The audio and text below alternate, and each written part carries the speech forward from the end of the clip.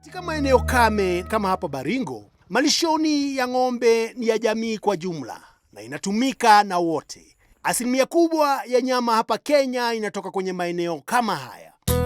Kwa miaka mingi wafugaji wamebadilisha wanavyoishi na kusimamia ardhi au mashamba yao. Hii imepelekea upungufu wa malisho.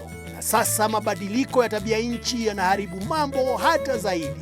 Ndio maana nimekuja kuonana na Ken Otieno, mkurugenzi mkuu wa Resource Conflict Institute Reconcile. Ken yuko hapa kutuambia jinsi ya kusimamia sehemu zilizotengwa za malisho na vile zinavyoweza kusaidia jamii kuweza kurudisha sehemu za malisho zilizopotea. Usimamizi mzuri wa sehemu zilizotengwa za malisho unasaidia kuleta sehemu zilizoharibika kurudi tena kwa afya. Dunguzi kama hii ni za uvamizi na inaangamiza miti ya kiasili. Ndio yule Ken.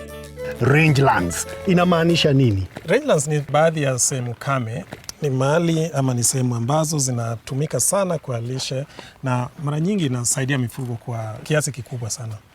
Wale tunawaita pastoralists wanaishi na pia wanalisha katika sehemu hizi ambazo zimetengwa. Ndio. Zina umuhimu gani sehemu hizi haswa? Ya kwanza ni kwamba zinakuwa na sehemu za lishe, inakuwa na specific chemichemi za maji, kama hiyo production ya asali, inakuwa na vitu mingi. Wakati mwingine inakuwa na mimea ambaye iko na aina ya kipekee na zinasaidia kwa ile tunaita ecological regulation. Na tena inakuwa hifadhi ya wanyama porini ambaye ni kitu muhimu sana. Na mnafanya nini ili kuweza kulinda sehemu hizi? Jamii wanakuja pamoja, wanatunza rasilimali yao kwa pamoja na imesaidia sana, imechangia sana kwa restoration ya hii afya nzuri ya rangelands. Tena imesaidia sana kwa mambo ya mazingira.